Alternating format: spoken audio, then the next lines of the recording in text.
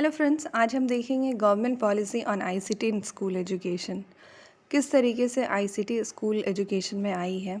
तो सबसे पहले है the national policy on education 1986 which is modified in 1992 stress the need to employ education technology to improve the quality of education। सबसे पहले national policy of education जो कि 1986 में बनी थी, फिर उसे मॉडिफाई करके 1992 में रिलीज़ किया गया। उन्होंने एम्फोसिस किया कि आप एजुकेशन टेक्नोलॉजी को कैसे एजुकेशन में लाके और एजुकेशन को इम्प्रूव कर सकते हैं। नेशनल करिकुलम फ्रेमवर्क 2005 में भी आईसीटी के यूज़ पर इम्पोर्टेंस दी गई थी, जैसे कि सर्व शिक्षा अभियान। उसमें बताया गया है कि आईसीटी को आप यूज़ करके कैसे स्कूल एजुकेशन को और अच्छे से बना सकते हैं। सर्व शिक्षा अभियान के बाद केब जो central advisory board of education, उसमें भी आईसीटी को यूज़ करने के बारे में बताया गया। नेक्स्ट अब हम देखेंगे विज़न। आखिर विज़न क्या था।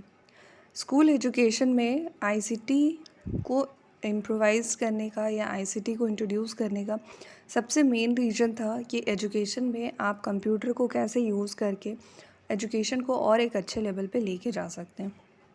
नेक्स्ट हम देखेंगे goals. To achieve the above the ICT policy in school education will endeavour to create an environment to develop community knowledge about ICT. हमारा गोल ये होना चाहिए कि आईसीटी के बारे में आप कैसे नॉलेज क्रिएट करें। ICT literate community which can deploy utilise benefit from ICT and contribute to nation building.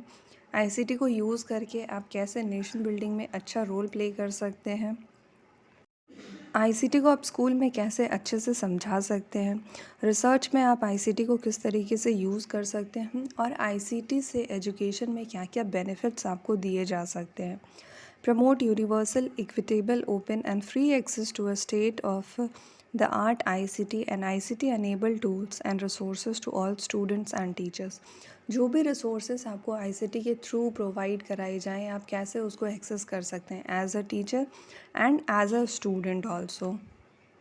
Motivate and enable wider participation of all sections of society in strengthening the school education process through appropriate utilization of ICT.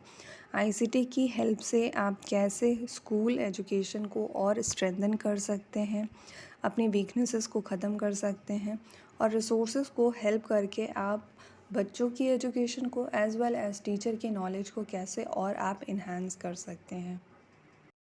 Next हम देखते हैं कि ICT literacy and competency enhancement कैसे हर एक stages पे ICT को develop करना है, कौन सा नॉलेज कौन से लेवल के लिए दिया गया है। जिसमें फर्स्ट स्टेज है basic of computers and basic use of tools and techniques operate a computer store retrieve and manage data. आप जब आईसीटी इंट्रोड्यूस करेंगे तो बेसिक स्टेज पे आप ये बताएंगे कि उनके बेसिक्स क्या हैं, कंप्यूटर के पार्ट्स क्या हैं, आप कैसे डेटा स्टोर कर सकते हैं, कैसे आप टूल्स और टेक्निक को यूज़ करके आईसीटी यूज़ कर सकते हैं, अपलोडिंग कैसे कर सकते हैं, इंटरनेट से कनेक्ट कैसे कर सकते हैं, कैसे आप कंप्यूटर को ऑन ऑफ कर सकते हैं। तो ये सारी चीज़ें आपको स्टेज 1 और बेसिक स्टेज पर सिखाई जाएंगी। Next is your second stage, जहाँ पे आप डिफरेंट सॉफ्टवेयर्स को यूज़ करके कैसे एक एप्लीकेशन पे काम कर सकते हैं, डिफरेंट वेबसाइट्स को सर्च कर सकते हैं, इंजन लोकेट कर सकते हैं।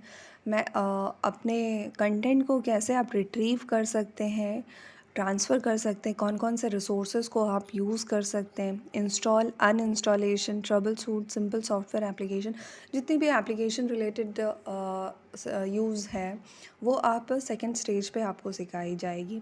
नेक्स्ट हम देखते हैं थर्ड स्टेज, जो कि एडवांस स्टेज भी कही जाती है। Different use of software application, different application को आप कैसे यूज़ कर सकते हैं, आप प्रेजेंटेशन को आईसीटी को प्रेजेंटेशन के लिए कैसे यूज़ कर सकते हैं। अगर आपको प्रेजेंटेशन प्रिपेयर करनी है तो आप आईसीटी की हेल्प से किस तरीके से अपना प्रेजेंटेशन तैयार कर सकते हैं। Cyber security, cyber crime, safety, कैसे आप इंटरनेट को सेफली यूज़ कर सकते हैं, क्राइम से बच सकते हैं। आजकल बहुत तरह की फ्रॉड चल रही है, आप सभी को पता होगा। तो उन सारी चीज़ों से आप कैसे प्रोटेक्ट कर सकते हैं अपने आप को और अपने रिसोर्सेज को, अपने कंटेंट को ये सारी चीज़ें आपको स्टेज 3 में सिखाई जाती हैं, जो कि एडवांस स्टेज भी बताया जाता है। आई होप कि आपको स्टेज 1 जो कि बेसिक स्टेज, स्टेज 2 जो intermediate stage and stage 3 which is advance stage आपको क्लियर होगी। नेक्स्ट हम देखेंगे ICT enable teacher learning process. कैसे आप टीचिंग लर्निंग में आईसीटी को यूज़ कर सकते हैं। टीचर आईसीटी के यूज़ से अपने कंटेंट को और भी इंटरेस्टिंग बना सकते हैं, बच्चों को और एग्जाम्पल्स के थ्रू, पिक्चर्स के थ्रू, डायग्राम्स के थ्रू अच्छे से समझा सकते हैं। मल्टीमीडिया का यूज़ कर सकते हैं, ऑडियो विजुअल एड्स आप यूज़ कर सकते हैं। हायर क्लासेस में आप ICT as elective course provide कर सकते हैं। अगर आप स्किल्स और वोकेशनल कोर्सेज की बातें करें तो जॉब ओरिएंटेड आईसीटी कोर्स आप करवा सकते हैं। जो बच्चे स्पेशल नीड्स से हैं, सपोज़ किसी को हियरिंग या विजुअल इम्पेयरमेंट है, तो आप आईसीटी को यूज़ करके उनके लिए एजुकेशन और कैसे अच्छे से बना सकते हैं। Next ICT for open and distance learning. Open और डिस्टेंस लर्निंग में जैसे आज हम यूट्यूब पे सब पढ़ाई करते हैं, तो ये सबके लिए ओपन है, कोई भी अगर इस कंटेंट को देख सकता है और पढ़ सकता है। तो आईसीटी की ये रोल होती है टीचिंग एंड लर्निंग प्रोसेस में। नेक्स्ट हम देखेंगे ICT for school management. Management अपने लिए आईसीटी को कैसे यूज़ कर सकता है। सपोज़ अगर आप स्कूल चला रहे हैं तो मैनेजमेंट स्कूल के इंफॉर्मेशन को कलेक्ट करने के लिए आईसीटी यूज़ कर सकता है। स्कूल के लोकल एरिया में क्या क्या चल रही हैं, प्रॉब्लम्स हैं, कितने स्कोप है हमारे इंफॉर्मेशन कलेक्ट करने के, वो सारे वो आईसीटी के हेल्प से इंफॉर्मेशन कलेक्ट कर सकते हैं।